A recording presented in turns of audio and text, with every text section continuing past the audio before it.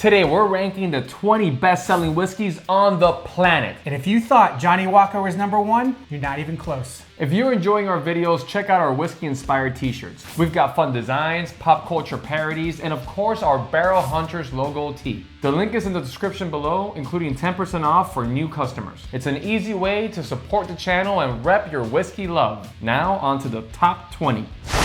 Now, one thing about this list, for being bestsellers, some of these whiskeys were surprisingly hard to track down here in the US. So big shout out to the liquor stores, bars, and even a buddy in Korea who helped us get a taste of all the whiskeys on this list. Kicking things off at number 20, we've got Dewar's White Label. I gave Dewar's White Label a 75. That's easy to drink. It's one of those bottles you find just about everywhere. Now, normally I would score this a little bit lower, and I have in the past, but since we're comparing it to other bottles on this list, some of which are god awful, I gave it the score I did. I was a little bit more relentless, Ryan. For me, it's fine in a highball or as a mixer, but if I'm sipping this thing neat, I'm moving on quick.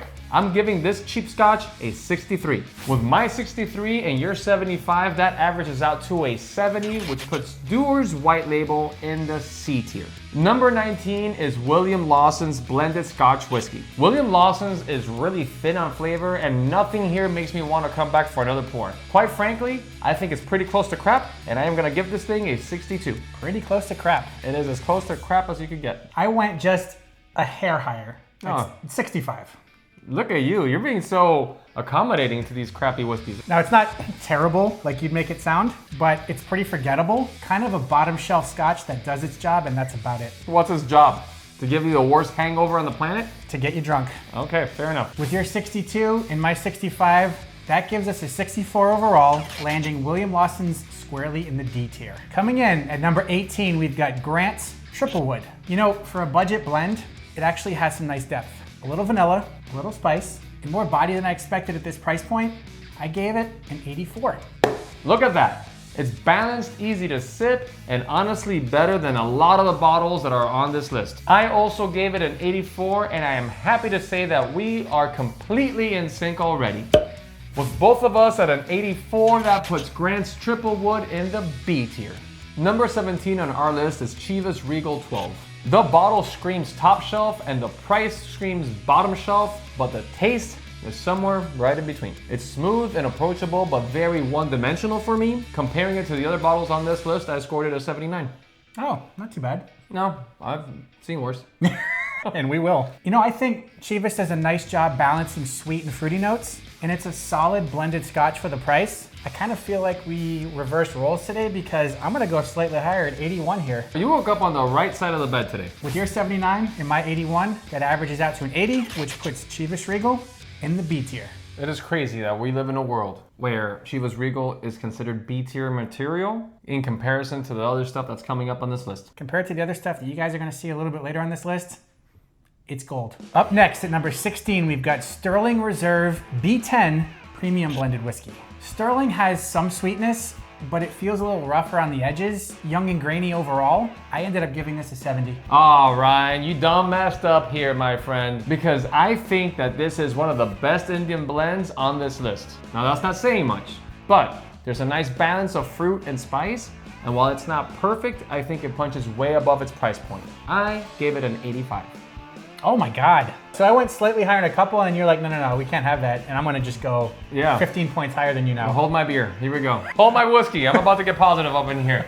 With your 70 and my 85, that brings the average up to 78, which puts Sterling Reserve B10 in the C tier. Number 15 on our list is Canadian Club 1858. Canadian Club 1858 is very light-bodied with a touch of sweetness up front, but not much complexity behind it. The finish drops off quickly, which reminds me that I'm drinking a cheap-ass whiskey. I scored it a 72. It's watery and forgettable. You take a sip and it's gone before you can even pick out any real character.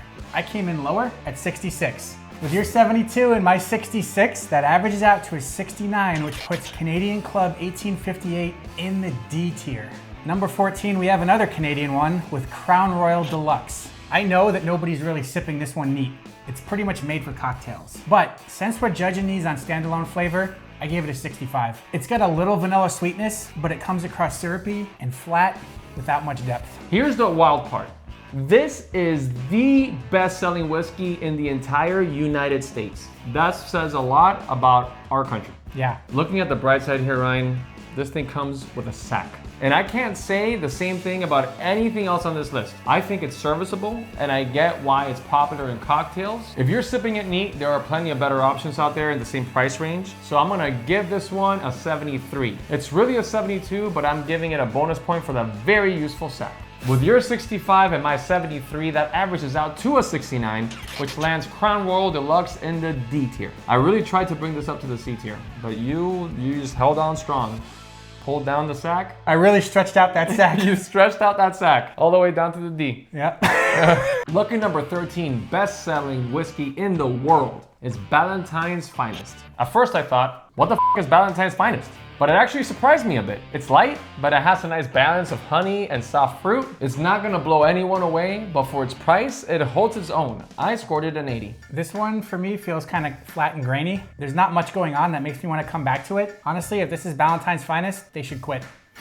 I was lower, 72. With your 80 and my 72, that averages out to a 76, which puts Ballantine's Finest in the C tier. Coming in at a dirty dozen, we got Royal Challenge Whiskey. Royal Challenge looks the part. It's got that rich amber color, but that's mostly caramel coloring doing the work. On the palate, it's grain heavy with a little sweetness up front, but the rough edges take over quick. I gave it a 64. This was another one where I thought, what the is this? The coloring makes it seem as if it's more refined than it actually is, but that's because it's literally colored like a red velvet cake. Once you get past the artificial appearance, the flavor drops off fast and turns harsh, and you're left thinking, what the is this? I was even lower at a 56. With your 64 and my 56, that averages out to a 60, which puts Royal Challenge in the D tier. Number 11 is Blender's Pride. Blender's Pride is definitely a step up from some of the other Indian whiskeys on this list. It has a soft texture, some dried fruit, a little oak, but it doesn't quite reach the level of balance or complexity I look for in my nighttime juice. I gave it a 78. What are you wearing, a sippy cup? A little sip, sip. You didn't have to show me. That's what I do. Isn't that how you drink your nighttime juice? No, not even close. Here's something you might notice with a good chunk of this list. One, there are a lot of Indian blends, and many of them, including this one, are owned by Pernod Ricard. So while Blender's Pride is marketed as more premium, the flavor still comes off one-dimensional. You'll get that initial sweetness, but it falls flat pretty quick. I scored it a 69. With your 78 and my 69, that averages to a 74, which puts Blender's Pride in the C tier. We're in the top 10 best-selling whiskeys in the world, and we still don't have an S tier or A tier bottle. It's not looking good either. However, for number 10, we finally have something different. We have Jameson, an Irish whiskey. Jameson's light, easy to sip, and has that apple and vanilla profile that makes it an easy first step into Irish whiskey. I've normally poo-pooed this one a little bit in the past, but compared to this list, I landed in an 80. It's consistent, it's reliable, and it's the bottle almost everyone has tried at some point. But it's also pretty basic. Nothing here is gonna blow you away. I also give it an 80, and just like that, Irish whiskey brings us back together in sync. With both of us at 80, that puts Jameson in the B tier. And if you want to see how we score more Irish whiskeys, make sure to check out our Irish whiskey tier list as well. Number 9 on our list is APM whiskey. APM sells like crazy in India, and I can see why. It's got a little more body than some of the other budget blends, with a hint of fruit and spice, and it makes it at least drinkable. Still, it's not complex, it's not layered, and it sure as hell tastes like cheap whiskey. I gave it a 76. For me, this one was rough. Honestly, I think the only reason it's called 8 p.m. is because it'll have you puking your guts out and in bed by 8 o'clock. I scored it a 50. Wow, you found it that harsh? Awful. The night that we did the Indian blend tasting, that was a rough night and one that I want to forget. Well, I forgot my night, so maybe the Indian whiskeys worked after all. It's because you took NyQuil. With your 76 and my 50, that averages out to 63, which drops 8 p.m. whiskey into the D tier. Coming in at number 8, we've got Jack Daniel's Old Number 7. This one is a global icon, and I'll give it credit. That banana note and sweet oak make it instantly recognizable. But it also has that youthful bite and thin finish that keep it from climbing higher for me. I scored it a 77. It's not complex, but it's classic. Jack has that unique character that you can spot blind, and it's versatile. Neat, on the rocks, or in a Coke. That's consistency. And because we're comparing it to some of the worst whiskeys I've ever tried, I'm gonna give it an 82. With your 77 and my 82, that averages out to an 80, which puts Jack Daniel's Old Number 7 in the B tier. Number 7th best-selling whiskey in the world is Suntory Kaku Bean. Kaku Bean is Suntory's workhorse blend, and you see it everywhere in Japan, usually in highballs. It's light, gentle, and it has that soft grain and citrus notes. It's not super complex, but it's better than most on this list, so I'm gonna give it an 85. When I was in the Army, my first duty station was in Korea. Still know some people over there. So even though this bottle is very hard to get outside Asia, we were able to track one down and get a sample. I'm so glad you did, because this thing was pretty okay.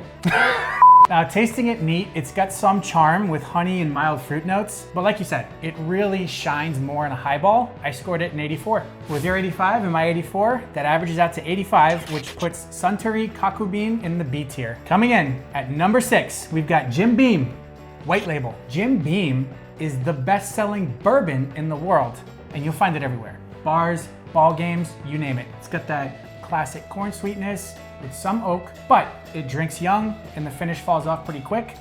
I gave it a 75. If nothing else, Jim Beam is dependable, but nothing about it really stands out. What is interesting though is that the world's best-selling bourbon is actually owned by Suntory, the same company behind Kaku Bean from the last bottle that we just talked about. And even more interesting, I also scored it a 75, meaning that we are back in sync.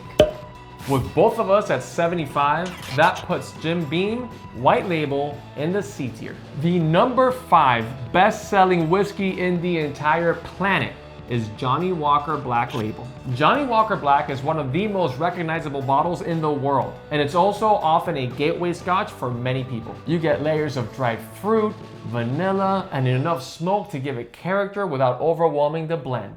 It's balanced and versatile. I scored it a 92.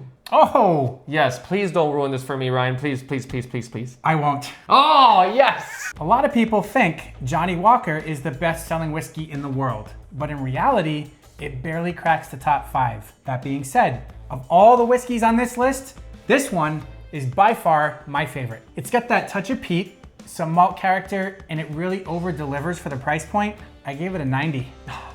With your 92 and my 90, that averages to a 91, which puts Johnnie Walker Black in the A tier, finally. We have one. We have one, Ryan. It took 15 to get here, but we finally have one in the A tier. Yeah. Are we gonna add to it? We shall see. Coming in at number 4, we've got Imperial Blue Whiskey. Now, Imperial Blue is another one of those massive sellers in India, but the taste just doesn't back up the numbers. It comes off grainy and harsh with very little balance or character. I scored it a 65. Well, Ryan, we're nothing if not consistent when it comes to our lack of enjoyment of these cheap Indian whiskeys. There's not much here beyond some grain sweetness before it turns rough. I also scored it a 65, which puts us back in sync. Boom. With both of us at 65, that puts Imperial Blue in the D tier. The number 3 best-selling whiskey in the world is Officer's Choice Rare. Ironically, Officer's Choice Rare shouldn't be anyone's choice, much less an officer's. And it's not even rare. So its name is false advertisement all the way through. It's thin, grainy, tastes cheap, and the harshness takes over right away. I scored this thing a 38. Man, you are on point. This thing is rough. There's almost nothing here that makes you want to keep drinking. More burn than flavor. Honestly, if this is the only choice an officer had, I would take court martial. I'm gonna score it a 40. With your 38 and my 40, that averages out to a 39, putting Officer's Choice Rare way in the F tier. Number 2, we got another piece of shit. Royal Stag. Royal Stag is another massive disappointment from India, and the flavor does not justify the numbers. It's rough, grain forward, with a bitterness that lingers in a bad way. I scored it somehow high 55. Yeah, this is one of those bottles where popularity clearly doesn't equal quality. It comes across young and harsh, and there's not much here that makes you want to pour a second glass. I scored this thing a 50, and that's because I'm being very generous as well. With your 55 and my 50, that averages out to a 53, which puts Royal Stag in the F tier. And now we have the top selling whiskey in the world. Now here's the thing. India is the most populated country in the world, and they love their whiskey. Number 1 on this list is McDowell's whiskey. In some export markets, they rebranded McDowell's as Mr. Dowell's just to make it clear that it's not a Scotch. That's how bad it is. And they're right. It isn't a Scotch. It's a shitty blend of cheap grains. The flavor just isn't there. It's grainy, it's thin, unbalanced. It's slightly better than Royal Stag, and for that reason alone, I'm gonna give it a 62. This one was flat out awful. Harsh, bitter, completely unenjoyable. I couldn't even finish the glass. I gave it an 8, but even then that feels generous. Honestly, I'd rather drink Malort. An 8. Single digit whiskey. First time ever. And it's the #1 selling in the world. That is depressing. With your 62 and my 8, that averages out to a 35, putting McDowell's in the depths of the F tier. That can't go any lower. No. Jeez Louise. If you enjoyed this crazy tier list, make sure to like and subscribe. And if you want to see how we rank better whiskeys, check out our other tier list videos right here. Till next time, cheers.